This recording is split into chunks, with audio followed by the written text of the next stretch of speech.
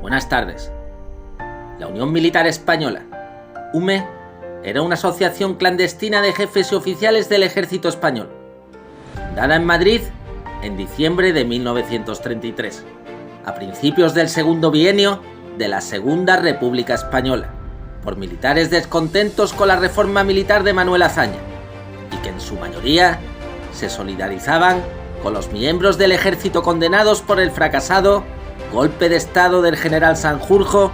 del 10 de agosto de 1932. Tiene sus antecedentes en las juntas de defensa que surgieron en 1917, durante la crisis de la Restauración. Hay historiadores que la definen como una asociación semisecreta constituida en 1933 por oficiales de extrema derecha, sobre todo monárquicos, pero también falangistas, cuya finalidad era abatir la República Democrática. Lo que aglutinaba a los militares integrados en la UME era su rechazo a las reformas militares de Azaña y su oposición a la subversión izquierdista. La primera octavilla de la UME se distribuyó entre los militares españoles poco después de la Revolución de Octubre de 1934, cuya derrota la UME la atribuía a un puñado de jefes, oficiales, suboficiales y soldados españoles que tuvo el heroísmo de unirse y dar la batalla a la otra parte antiespañola del ejército, complicada criminalmente en el atentado contra la patria, que estaba integrada por masones comprometidos. Aquel puñado de militares constituía el auténtico ejército español, el ejército español que salvó a España de la revolución comunista y masónica de octubre, mientras el Estado estaba en manos de cobardes y traidores. Ese auténtico ejército español encarnaba la España eterna frente a la eterna anti-España. La UME denunciaba que España era objeto del apetito de extranjeros y de sectas insaciables y vengativas. Un enemigo que promueve el separatismo, promueve los nacionalismos regionales, la ruina del sentimiento religioso y la ruina de la familia española y del capital y del trabajo, y el desprecio a la lengua española, y el desprestigio y la cizaña de nuestras fuerzas armadas, de todo cuanto en España haya significado y significa unidad-unión. Ese implacable enemigo, se decía en la octavilla, fue derrotado por el ejército en octubre, pero busca la revancha, prepara un nuevo ataque. Filtrado en los más altos poderes de la República, en los más decisivos resortes del mando y de propaganda. Ya veis, españoles, cómo no se fusila a ningún culpable auténtico de crimen contra la patria, ni a Pérez Farrás, ni a Largo, ni a Prieto, ni a Azaña, ni a Teodomiro, ni a Peña, solo al pobrecito revolucionario engañado, indefenso y anónimo. La octavilla acababa haciendo un llamamiento a un ejército sin traidores, un ejército de heroicos e inolvidables españoles. La Junta Nacional de la UME hizo público un manifiesto en junio de 1935 para advertir que ante una concentración subversiva de los grupos obreros, el ejército levantaría una barrera de acero para impedir que gobernasen las izquierdas. Esto contrasta con la visión que durante mucho tiempo transmitió la historiografía franquista sobre la UME, de que no tenía una finalidad política determinada, como afirmó Joaquín Arrarás, aunque el mismo autor reconocía que su misión era disponer a sus afiliados a una mejor defensa de los principios esenciales de la patria, comprometidos solo por sus propios sentimientos patrióticos, sin obligarse con votos o juramentos. A partir del común antiizquierdismo, los objetivos iniciales de los asociados de la UME, en general oficiales de media y baja graduación, oscilaban entre la simple defensa de sus derechos profesionales, la protección de la República contra una eventual revolución izquierdista o el derrocamiento del régimen republicano democrático. Aunque entre estos no había ni mucho menos unanimidad sobre lo que había de sustituir: monarquía, régimen fascista o dictadura militar. Esta última finalidad es la que acabará imponiéndose, y el sector profesional quedará relegado por los partidarios de la subversión, que están en contacto con los grupos monárquicos que conspiran para derribar a la República. En este acercamiento jugarán un papel esencial el coronel Varela, converso al carlismo tras la Sanjurjada, el coronel Valentín Galarza, que actúa de enlace con los conspiradores monárquicos, y el general Godet, que se incorpora a la UME a principios de 1935 y la pone en contacto con los generales que de una u otra manera han protagonizado o apoyado la Sanjurjada: Mola, Villegas, Orgaz, Barrera, Fanjul y Fernández Pérez. En diciembre de 1933, el comandante Emilio Rodríguez Tabucchi, antiguo instructor del Somatén bajo la dictadura de Primo de Rivera y exdirector del diario antirrepublicano La Correspondencia Militar, funda la UME como entidad apolítica, pero ofrece la jefatura suprema nominal al general Sanjurjo, que en ese momento está en la cárcel cumpliendo la condena por haber encabezado la sublevación militar contra la República en agosto de 1932. Sin embargo, en la primera octavilla de la UME difundida entre los militares a finales de 1934, tras la Revolución de Octubre de 1934, se decía que la UME había sido fundada en mayo de 1934 por militares anónimos que oyeron la voz de la patria angustiada, vieron lo próximo del peligro y obraron. Alguien les hizo saber en el mes de mayo que de Asturias se adueñarían el primer día los revolucionarios, que se repartirían armas a toneladas, que las milicias marxistas se instruían y organizaban militarmente, que en los mandos del ejército y de la policía se insertaban masones comprometidos, que la traición separatista era segura, y estos militares españoles, en tanto los políticos inconscientes marchaban a un alegre veraneo, calladamente forjaban la Unión Militar Española. De esa unión ante el peligro y ante la traición contra España nació la Unión Militar Española, UME. El ingreso de Rodríguez Tarducci en Falange Española, recién fundada, disgustó tanto a los monárquicos como a los republicanos de la UME, y tuvo que dimitir. Le sustituyó el capitán de Estado Mayor Bartolomé Barba Hernández, que había destacado por acusar falsamente al presidente del gobierno, Manuel Azaña, de haber estado implicado directamente en la matanza conocida como los sucesos de Casas Viejas. El capitán Barba se apoyó en los vocales de la Junta Central, máximo órgano de dirección de la UME, que eran radicalmente antirrepublicanos, el comandante Luis Arredondo,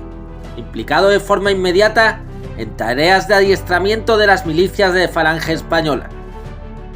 el teniente coronel Ricardo Rada, también instructor de las milicias derechistas, y Nazario Cebrerios, que había colaborado en el periódico La Correspondencia Militar. Pero frente a ellos existía un importante sector republicano más o menos cercano al Partido Republicano Radical, formado por el capitán Rafael Sánchez Sacristán, responsable de la Primera División Orgánica, el capitán Fumersindo de la Gándara, destinado en la Guardia de Asalto, y Eduardo Pardo Reina, secretario de la Presidencia de la República con Alcalá Zamora y amigo del general Godet. Pardo Reina elaboró un borrador de programa político que fue supervisado por el general Mola, en el que se proponía a los gobiernos radical-cedistas del segundo bienio la legislación necesaria para impedir en el futuro la subversión izquierdista. En cada capital de región militar había un representante o delegado de la UME, el cual, a su vez, nombraba la Junta Regional. La Junta Nacional con sede en Madrid era el verdadero cerebro de la organización. La entrada en el gobierno radical cedista de José María Gil Robles al frente del Ministerio de la Guerra en mayo de 1935 supuso que muchos militares de la UME fueron nombrados para cargos relevantes, como el capitán Luis López Varela, que estuvo al frente del Servicio Interior de los Cuerpos, un servicio secreto militar creado por el general Franco para combatir la infiltración comunista. en un memorando secreto entregado a Mussolini por el líder de Renovación Española, Antonio Goicoechea, en la reunión que mantuvieron en Roma el 11 de octubre de 1935 y en cuya redacción había intervenido la UME, se reconocía que desde la llegada de Gil Robles al Ministerio de la Guerra se había facilitado el emplazamiento de personal de la organización en mandos, puestos y destinos de importancia y hasta capitales para la acción. En la administración central puede decirse que está toda ella intervenida. Por iniciativa de la organización se han quitado mandos de verdadera importancia, sustituyéndolos por personal adicto, y en esta tarea se sigue elaborando. La dificultad de cambiar los mandos de las divisiones, por ser una gran parte de los generales desafectos a la organización y afiliados a la masonería, ya que fueron en gran parte reingresados por la República, tropezaba con grandes dificultades por no haber personal que quiera sustituirlos.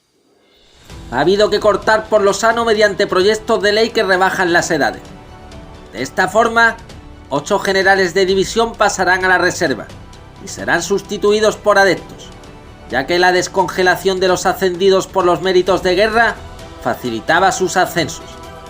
La posición de partida se ha fortalecido cada vez más y hoy ya puede considerarse lo suficientemente firme para poder actuar si fuera necesario. Ni un paso atrás en lo conquistado. Es la consigna. Si la política obligara al retroceso, la organización se desligaría de ella y obraría por cuenta propia. En el memorando se dejaba claro el compromiso y la disposición de la UME para acabar con la República, si las izquierdas volvían al poder. El historiador Gabriel Jackson considera que algunos militares que posteriormente formaron parte de la UME se vieron implicados, de forma todavía no esclarecida, en el fracasado golpe de Estado del general Sanjurjo de 1932. 2 años después de la fundación de la UME, un grupo de oficiales republicanos y de izquierdas, liderados por Eleuterio Díaz Tendero, funda la Unión Militar Republicana Antifascista, UNRA, para neutralizar los efectos propagandísticos que en el seno del ejército había producido la derechista UME.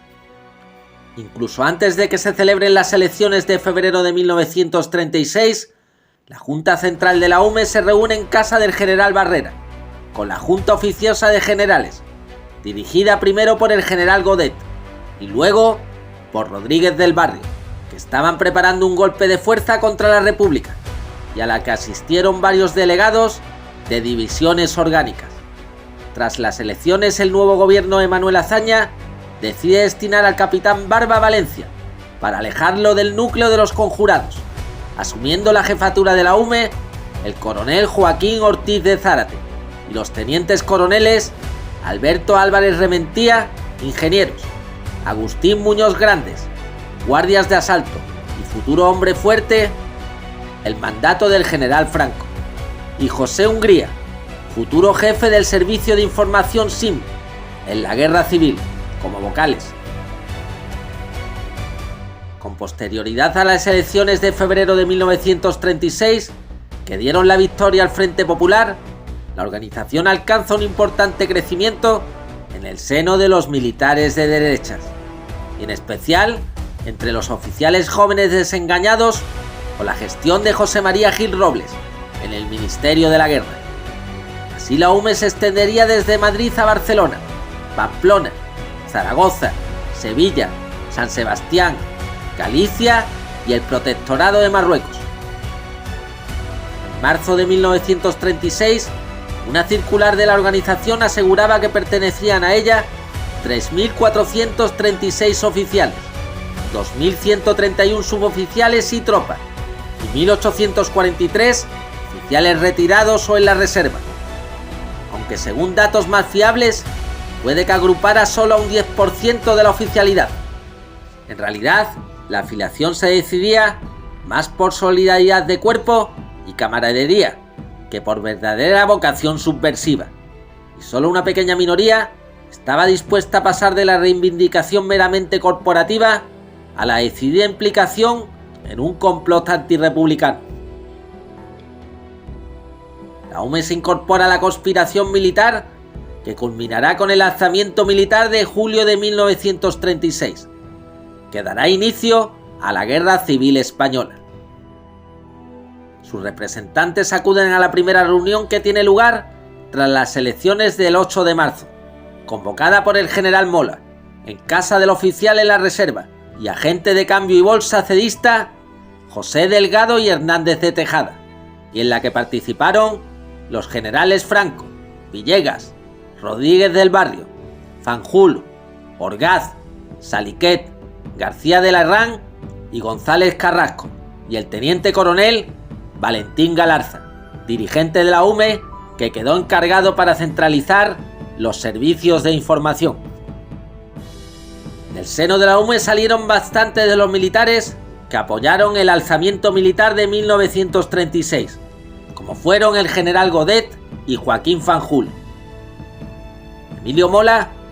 establece contacto con la UME a través de la Junta de Barcelona presidida por el teniente coronel Isarre Bescós. En esta correspondencia se señalan las medidas de carácter gobernativo a adoptar una vez triunfante el alzamiento militar. Ricardo Rada era miembro del Consejo Ejecutivo de la UME y se hizo cargo de la organización militar del Requeté, encuadrando a más de 30.000 hombres. El 14 de junio Antonio Goicoechea, de Renovación Española, informaba al líder fascista italiano Benito Mussolini sobre los preparativos del golpe,